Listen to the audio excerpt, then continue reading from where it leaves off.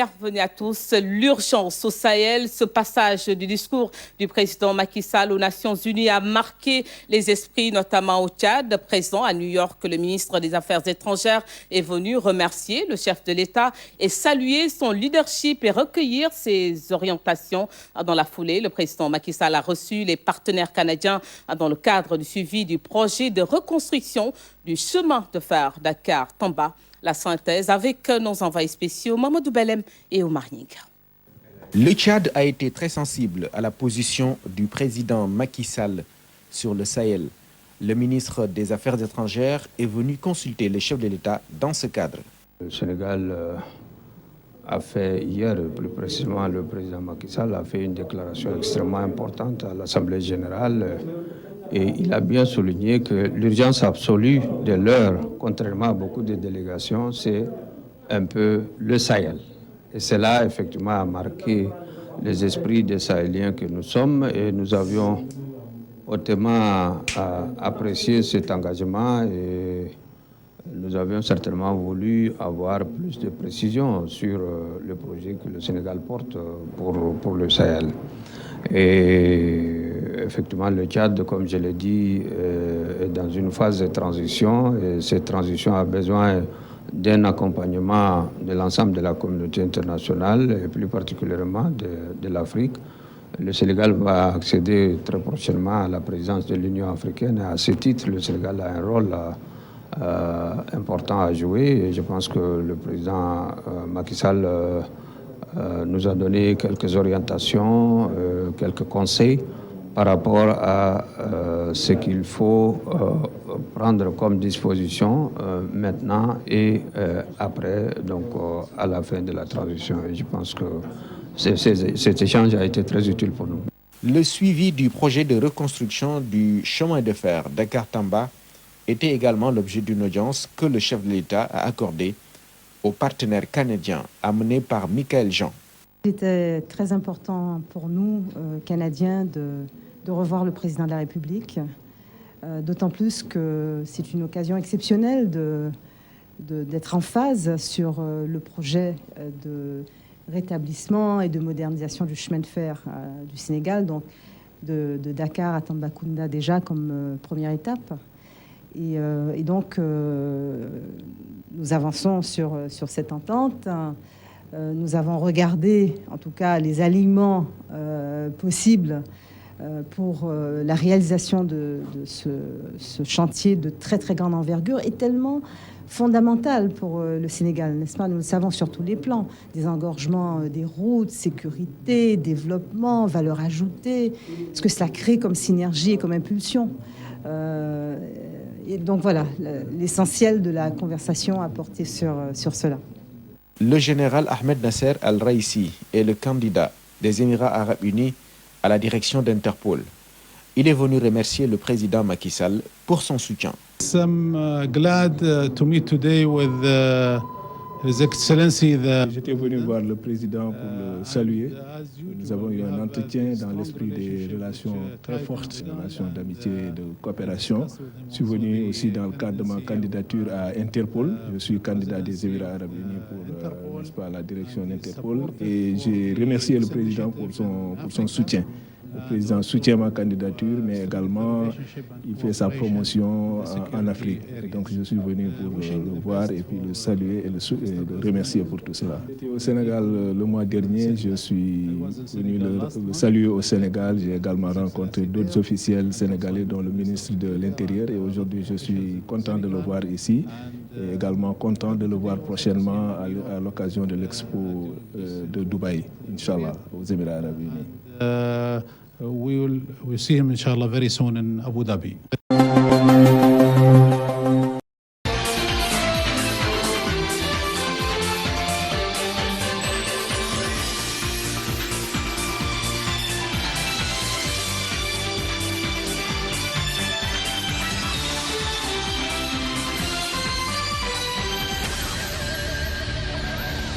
La première phase du programme de retour volontaire des personnes déplacées internes et les préparatifs pour la seconde phase étaient hier à Difa au centre des travaux de la réunion du comité régional chargé de ce programme initié par le président de la République afin de rétablir la vie dans la région de Difa. Abdraman Boukari, Abdraman Majiri pour le point. Faire le point sur l'état d'avancement des actions conduites dans le cadre du programme de retour volontaire des personnes déplacées internes première phase, procéder au bilan et perspective des actions dans le secteur de l'eau, hygiène et assainissement, la santé, l'éducation, la sécurité alimentaire, les abris et les biens non alimentaires, mais aussi et surtout passer en revue les grandes lignes de l'offre des agences du système des Nations Unies pour accompagner ce programme de retour volontaire des personnes déplacées internes qui vise à rétablir la vie dans la région de Difa. Tel était à l'agenda des travaux de cette réunion du comité régional chargé de ce programme. Occasion pour le premier responsable de la région de Difa, président du dit comité, dans sa note introductive, de brosser à l'assistance à la quintessence de la présente rencontre, qui se penchera aussi sur la deuxième phase de ce programme qui interviendra très prochainement. Notre agenda consiste à ramener tout ce qu'on peut ramener avant la fin de l'année. Donc il y a une période d'interruption liée à la saison des pluies. Probablement fin octobre, nous allons entamer la seconde phase de retour. Et entre-temps, nous faisons les préparatifs pour la seconde phase. Les préparatifs consistent à évaluer les besoins des futurs villages qui seront concernés par la seconde phase, identifier les villages même, et prendre les dispositions nécessaires pour l'opérationnalisation de ce retour. Donc voilà la tâche à laquelle on va s'atteler d'ici la date du fin octobre. Cette intervention du gouverneur de la région de Difa, M. Issa Lemine, a par la suite donné place à une série de communications faites par les responsables régionaux, membres du comité, chacun dans sa sphère de compétences. Il s'agit ici de la question de l'eau, avec la réhabilitation et l'installation de nouvelles infrastructures hydrauliques, tout comme au niveau de la santé et de l'éducation. Autre communication faite au cours de cette rencontre, la sécurité alimentaire, les abris et les biens non alimentaires, où des efforts considérables ont été déployés dans ce sens. Ces différentes interventions ont donc dans l'ensemble permis aux membres du comité de cerner toutes les actions menées dans le cadre de la première phase du programme de retour des personnes déplacées internes. À celle-ci s'ajoute également l'offre des agences du système des Nations Unies et celle du programme de stabilisation du bassin du lac Tchad qui entendent accompagner ce programme dans toutes ses dimensions afin de permettre à tous les retournés de renouer avec leur vie d'antan dans la dignité absolue. Retenons pour mémoire que cette première phase du programme de retour des personnes déplacées internes qui a été conduite avec succès sous l'égide du gouverneur de la région de Difa, M. Issa Lemine, a au total touché 5 512 ménages, totalisant 27 560 personnes issues de près de 30 villages et hameaux des communes de Guesquerou, Bosso et Kablewa.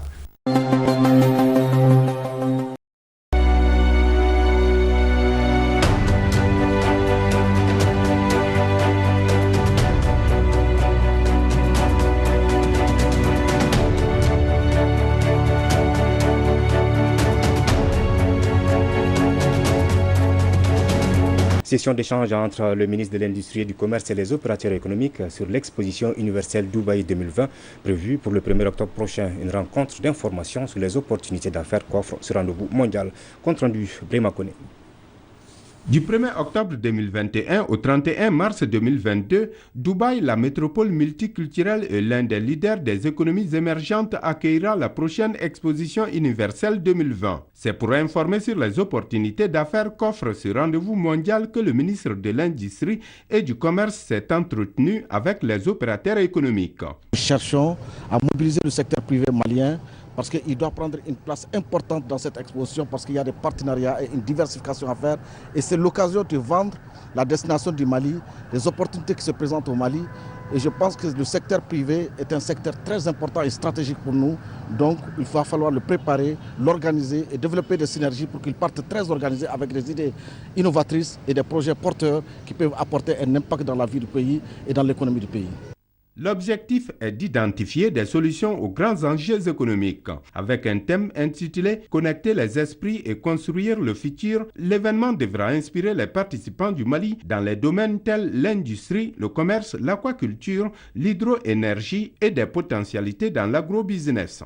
Toutes les organisations patronales, la Chambre va s'engager à les accompagner pour une bonne participation des sortes Dubaï 2020. Le secteur privé malien et surtout dans sa composante femmes et jeunes, parce qu'il s'agit de la construction de l'avenir. Je les invite vraiment à jouer pleinement leur rôle pour qu'ils puissent participer et porter le drapeau du Mali plus haut. Selon le ministre de l'Industrie et du Commerce, l'exposition Dubaï 2020 sera aussi une occasion de découvrir les potentialités du Mali en matière d'art, de culture, d'agro-industrie et d'innovation technologique. Lancement à Caille des travaux de la route Caille-Médine-Felou, un tronçon dont la réalisation est totalement financée par l'OMVS, l'Organisation pour la mise en valeur du fleuve Sénégal, à hauteur d'1,5 milliard de francs CFA pour une durée de 4 mois. Reportage Kabadiara et Lassana Keita. Les travaux du tronçon Caille-Médine-Felou viennent d'être lancés par le gouverneur de la région. Cette route d'une distance de 12 km environ avait provoqué à plusieurs fois le mécontentement des usagers à cause de la dégradation avancée de son état. CGF et MCM se sont mis ensemble et soumissionnés pour gagner ce marché et Dieu a fait qu'on a gagné le marché. Donc c'est le groupement d'entreprises qui va intervenir sur le tronçon Caille-Felou. On demande à la population caïsienne de nous assister, de nous aider à exécuter ces travaux pour l'intérêt de la population de Caille. L'utilisation de cette route, la traversée de ces petits tronçons devenait vraiment un calvaire pour la population. C'est pourquoi les populations riveraines, notamment les jeunes, se sont levées, se sont battus, ont réclamé haut et fort la rénovation de cette route. Les groupements d'entreprises comprennent effectivement que les populations ont beaucoup souffert et qu'ils ne peuvent pas encore attendre après le délai de 4 mois. Donc que l'entreprise fasse tout pour que les travaux puissent être achevés au bout des 4 mois. Et que le 20 janvier 2022, que nous soyons là pour inaugurer cette route-là. Rappelons que l'Organisation pour la mise en valeur du fleuve Sénégal ne s'est pas limitée seulement à la construction des barrages de Felou et Gouina. Elle a réalisé des écoles, des logements, des addictions d'eau, entre autres pour les riverains.